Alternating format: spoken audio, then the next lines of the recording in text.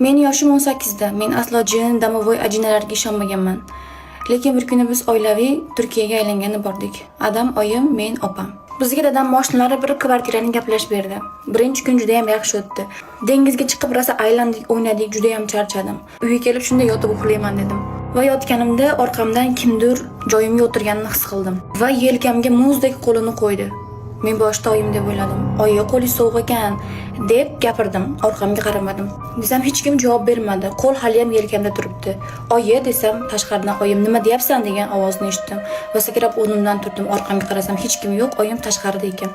Bo'lgan voqeani dadam va oyimga aytsam, dadam inson charchaganda shunaqa narsalar ham bo'lib turadi, hech narsa yo'q bu uyda.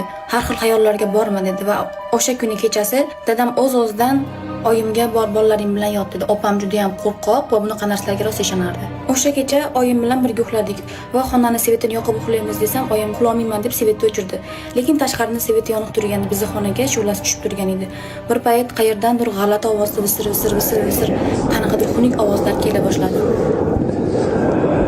Va men eshik tomonga ko'zimni qir bilan sekin qaradim. Ikkita bo'ylar past odamchani shu'lasi tushib turardi. Qo'rqib ketdim. Bu odammi, nima bu deb. Ko'rpaning ichiga kirib oldimda, "Oyi, turing" dedim. "Nima deb visirayapsan?" dedi oyim. "Oyim emas, eshik tagida kimdir turibdi" dedim. Oyim o'rnidan turib qaradilar, eshik tagida turgan narsa yo'q bo'lib qoldi. Va o'sha kuni ertalab hamma narsani dadamga aytib berdik.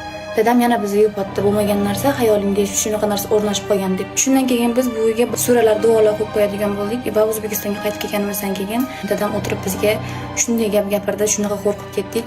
Dadam biz eshitgan narsani hammasini eshitgan, hattoki men ko'rgan ikkita pakana odamchani ham ko'rgan. Dadamni bosh tomoniga borib o'tirib ham olishgan ekan.